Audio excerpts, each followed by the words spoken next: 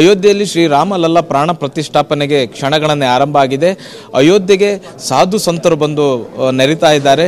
ನೋಡ್ತಾ ಇರ್ಬೋದು, ಕರ್ನಾಟಕದಿಂದಲೂ ಕೂಡ ನಿರ್ಮಲಾನಂದ ಶ್ರೀಗಳು ಬಂದಿದ್ದಾರೆ. ಅನೇಕ ದೇಶದ ವಿವಿಧ ಭಾಗಗಳ ಮಠಾಧೀಶರುಗಳು ಬಂದಿದ್ದಾರೆ. ನಾನು ನಿರ್ಮಲಾನಂದ ಶ್ರೀಗಳನ್ನ ಮಾತಾಡಿಸ್ತೀನಿ.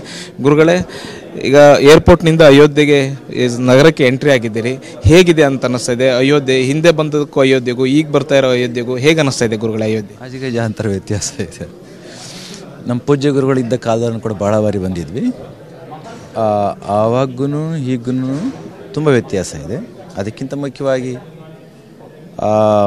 ನಾಡಿನ ಸುಪ್ರೀಂ ಕೋರ್ಟ್ ತೀರ್ಪನ್ನು ಕೊಟ್ಟ ನಂತರದಲ್ಲಿ ಎಲ್ಲ ಕಾನೂನು ಅಡೆತಡೆಗಳು ಮುಗಿದ ನಂತರದಲ್ಲಿ ಕೋವಿಡ್ ಸಂದರ್ಭದಲ್ಲಿ ಶಂಕುಸ್ಥಾಪನೆಯನ್ನು ಮಾಡಿದ ಸಂದರ್ಭದಲ್ಲೂ ಕೂಡ ನಾವು ಬಂದ ನಿಮಗೆ ಗೊತ್ತಿರ್ತಕ್ಕಂಥ ವಿಚಾರ.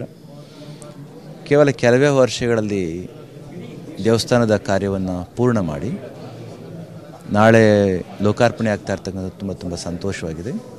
ಶ್ರೀರಾಮಚಂದ್ರನ ದೇವಸ್ಥಾನ, ರಾಮಲಲ್ಲನ ದೇವಸ್ಥಾನ ಆದಷ್ಟು ಬೇಗ ಆಗಬೇಕು ಅಂತಕ್ಕಂಥದ್ದು ಕೋಟ್ಯಾಂತರ ಜನರ ನೂರಾರು ವರ್ಷಗಳ ಒಂದು ಭಕ್ತಿಯ ಪ್ರಾರ್ಥನೆ ಆಗಿತ್ತು. ಅದು ಸಾಕಾರ ಆಗ್ತಾ ಇರ್ತಕ್ಕಂಥದ್ದು ತುಂಬ ಸಂತೋಷ ಆಗಿದೆ. ಕೋಟಿ ಕೋಟಿ ಹಿಂದೂಗಳ 500 ವರ್ಷಗಳ ಕನಸು ನನಸಾಗಬೇಕು ಅನ್ನುವಂಥದ್ದಿತ್ತು. ಮತ್ತು ಈಗ ನನಸಾಗ್ತಾ ಇದೆ. ಒಂದು ಭವ್ಯವಾದ ಮಂದಿರ ಅಯೋಧ್ಯೆಯಲ್ಲಿ ಎದ್ದು ನಿಂತಿದೆ. ಇಂಥ ಸಂದರ್ಭದಲ್ಲಿ ಅನೇಕ ಭಕ್ತರು ಅಯೋಧ್ಯೆಗೆ ಬರಬೇಕು, ಅಯೋಧ್ಯೆಗೆ ಬಂದು ಮಂದಿರವನ್ನು ನೋಡಬೇಕು, ಈ ಕ್ಷಣದಲ್ಲಿ ನಾವು ಭಾಗಿಯಾಗಬೇಕು ಅನ್ನೋಂಥದ್ದನ್ನ ಹೇಳ್ತಾ ಇರ್ತಾರೆ. ಅವರೆಲ್ಲರ ಪ್ರತಿನಿಧಿಯಾಗಿ ನೀವು ಭಾಗಿಯಾಗಿದ್ದೀರಾ. ಯಾರಿಗಿಲ್ಲಿ ಬರೋಕ್ಕಾಗ್ತಿಲ್ಲ ಅವ್ರಿಗೆ ನೀವೇನು ಹೇಳ್ತೀರಾ? ಕರ್ನಾಟಕದಿಂದ ದೇಶದಾದ್ಯಂತ ನೂರಾರು ಸಂತರು ಬರ್ತಾ ಇದ್ದಾರೆ ಸತ್ಯನಾರಾಯಣ.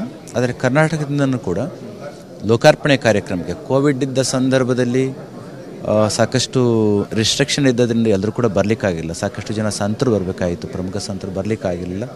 ಆದರೆ ಈಗ ನೂರಾರು ಸಂತರು ಕರ್ನಾಟಕದಿಂದನೂ ಕೂಡ ಬಂದಿದ್ದಾರೆ. ಆದರೆ 7 ಕೋಟಿ ಜನಸಂಖ್ಯೆ ಇರ್ತಕ್ಕಂಥ ಕರ್ನಾಟಕದಿಂದ ಪ್ರತಿಯೊಬ್ಬರೂ ಕೂಡ ಈ ಸಂದರ್ಭದಲ್ಲಿ ಬರಲಿಕ್ಕೆ ಆಗ್ತಾ ಇಲ್ಲ. ಅವರು ಎಲ್ಲೆಲ್ಲಿ ಇದ್ದಾರೋ ಅಲ್ಲಿಯ ರಾಮನಾಮವನ್ನು ಪಠಿಸ್ತಾ ಈ ಕಾರ್ಯಕ್ರಮವನ್ನು ಕಣ್ತುಪ್ಕೊಳ್ಳಿಕ್ಕೆ ಅವಕಾಶ ಇದೆ.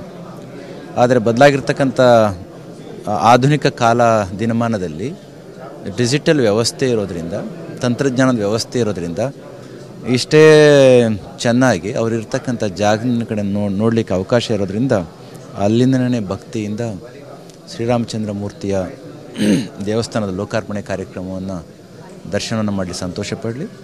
ಮತ್ತು ಮುಂದಿನ ದಿನಗಳಲ್ಲಿ ಈ ಒಂದು ವಾರದ ನಂತರದಲ್ಲಿ ಸಹಜವಾಗಿ ಎಲ್ಲರೂ ಕೂಡ ಬಂದು ದರ್ಶನವನ್ನು ಮಾಡಲಿಕ್ಕೆ ಅವಕಾಶ ಇದೆ. ಸಮಯ ಸಿಕ್ಕಾಗ ಅವರೆಲ್ಲರೂ ಕೂಡ ಬರಲಿ ಅಂತಕ್ಕಂಥದ್ದು. ಈ ಭವ್ಯ ಮಂದಿರ ನೋಡೋ ಅವಕಾಶ ಏನಾದ್ರು ಸಿಕ್ಕಿದೆ? ಈಗ ಕೆಲ ತಿಂಗಳುಗಳ ಹಿಂದೆ ಒಂದು ಸಲ ಬಂದದ್ದು. ಆದರೆ ಈಗ ನಿಮ್ಮ ಹತ್ರ ಮಾತನಾಡಿದ ನಂತರದಲ್ಲಿ ಅಲ್ಲಿಗೆ ಹೋಗ್ತೇವೆ, ನೋಡ್ತೇವೆ. ಆದರೆ ಚೆನ್ನಾಗಿ ಬಂದಿದೆ. ಈಗ ಕರ್ನಾಟಕಕ್ಕೂ ಮತ್ತು ರಾಮ ಮಂದಿರಕ್ಕೂ ಬಹಳಷ್ಟು ಹತ್ತಿರದ ಸಂಬಂಧಗಳು ಹೋಗ್ತಾ ಇದೆ. ರಾಮಲಲ್ಲ ಮೂರ್ತಿಯನ್ನೇ ಕರ್ನಾಟಕದ ಅರುಣ್ ಯೋಗಿರಾಜ್ ಅವರು ಕೆತ್ತಿದ್ದಾರೆ. ಕರ್ನಾಟಕದ ಸಾಕಷ್ಟು ಮಂದಿ ರಾಮ ಮಂದಿರಕ್ಕಾಗಿ ಸೇವೆಯನ್ನು ಸಲ್ಲಿಸಿದ್ದಾರೆ. ಇದನ್ನು ನೆನೆಸ್ಕೊಳ್ಳೋದನ್ನು ನೀವೇನು ಹೇಳ್ತೀರಿ? ಕೇವಲ ಈಗ ಶ್ರೀರಾಮಚಂದ್ರ ಮೂರ್ತಿಯ ದೇವಸ್ಥಾನದ ನಿರ್ಮಾಣ ಕಾರ್ಯಕ್ರಮದಲ್ಲಿ ಅಷ್ಟೇ ಅಲ್ಲ, ಶ್ರೀರಾಮಚಂದ್ರ ಬದುಕಿದ್ದ ಕಾಲದಲ್ಲಿ, ಆತನ ಕಷ್ಟ ಕಾಲದಲ್ಲಿ ನಿಜವಾಗಿಯೂ ನೆರವಿಗೆ ಬಂದದ್ದನ್ನು ಕೂಡ ಕರ್ನಾಟಕದ ಕುವರ ಆಂಜನೇಯ ಸ್ವಾಮಿ. ಶ್ರೀರಾಮಚಂದ್ರನ ಸೇವೆಯನ್ನು ಈಗ ಹೊಸದಾಗಿ ನಾವು ಈ ಕಾಲದಲ್ಲಿ ಮಾಡ್ತಾ ಇರ್ತಕ್ಕಂಥದ್ದಲ್ಲ. ಆ ಕಾಲದಿಂದಲೂ ಕೂಡ ರಾಮಚಂದ್ರನ ಜೊತೆಯ ಒಡನಾಟ ಅಂದಿನಿಂದಲೂ ಕೂಡ ಸಹಜವಾಗಿಯೇ ಬಂದಿರತಕ್ಕಂಥದ್ದು. ಆದದ್ರಿಂದ ಈಗ ಸಾಕಷ್ಟು ವಿಭಾಗಗಳಲ್ಲಿ ನಾಳೆ ನಡೀತಾ ಇರ್ತಕ್ಕಂಥ ಕಾರ್ಯಕ್ರಮದಲ್ಲಿ, ಒಡಮೂಡಿ ಬಂದಿರತಕ್ಕಂಥ ದೇವಸ್ಥಾನ ನಿರ್ಮಾಣ ಕಾರ್ಯಕ್ರಮದಲ್ಲಿ ಎಲ್ಲ ರೀತಿಯಲ್ಲಿ ಕೂಡ ಕರ್ನಾಟಕದ ಸೇವೆ ಸಹಜವಾಗಿದ್ದೇ ಇದೆ. ಅದು ಮುಂದೆಯೂ ಕೂಡ ಮುಂದುವರಿಯುತ್ತೆ.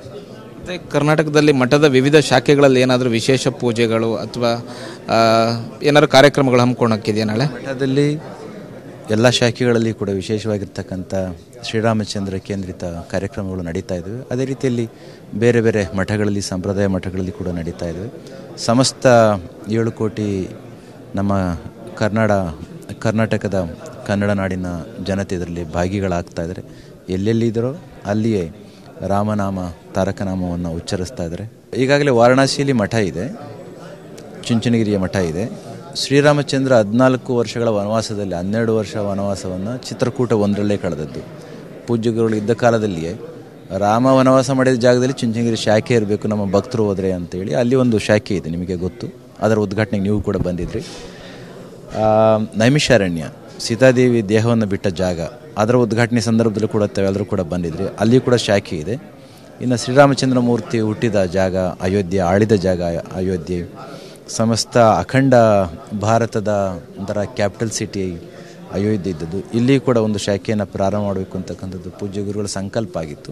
ಆ ಸಂಕಲ್ಪವನ್ನು ಸಾಕಾರಗೊಳಿಸಲಿಕ್ಕೆ ನಾವೆಲ್ಲರೂ ಕೂಡ ಶ್ರಮಿಸೋಣ. ಉತ್ತರ ಪ್ರದೇಶ ಸರ್ಕಾರಕ್ಕೂ ಇಲ್ಲಿ ಜಾಗವನ್ನು ಕೇಳಿದ್ರಿ ಅನ್ನುವಂಥದ್ದು. ಸರ್ಕಾರಕ್ಕೆ ಜಾಗವನ್ನು ಕೇಳಿದ್ದೇವೆ ಮತ್ತು ನಾವು ಕೂಡ ಖಾಸಗಿಯಾಗಿಯೂ ಕೂಡ ಆ ಜಾಗವನ್ನು ತೆಗೆದುಕೊಂಡು ಮುಂದೆ ಬರ್ತಕ್ಕಂಥ ನಮ್ಮ ಭಕ್ತರುಗಳಿಗೆ ಅನುಕೂಲ ಆಗಲಿ ಅನ್ನೋ ಕಾರಣಕ್ಕೋಸ್ಕರ ಸೌಲಭ್ಯ ನಿರ್ಮಾಣ ಮಾಡಲಿಕ್ಕೆ ಮತ್ತು ಅವರ ಭಕ್ತಿಯನ್ನು ಇಮ್ಮಡಿಗೊಳಿಸಲಿಕ್ಕೆ ಶ್ರೀಮಠದ ಶಾಖೆಯನ್ನು ಖಂಡಿತ ಪ್ರಾರಂಭ ಮಾಡಬೇಕು ಅಂತ ಆಸೆ ಇದೆ, ಸಂಕಲ್ಪ ಆಗಿದೆ. ಅದನ್ನು ಸಾಕಾರಗೊಳಿಸ್ತೀವಿ. ಇದು ನಿರ್ಮಲಾನಂದ ಶ್ರೀಗಳ ಮಾತು. ಕ್ಯಾಮ್ರಾ ಪರ್ಸನ್ ಅಜಯ್ ಜೊತೆಗೆ ಹರೀಶ್, ಟಿವಿ9 ಅಯೋಧ್ಯೆ.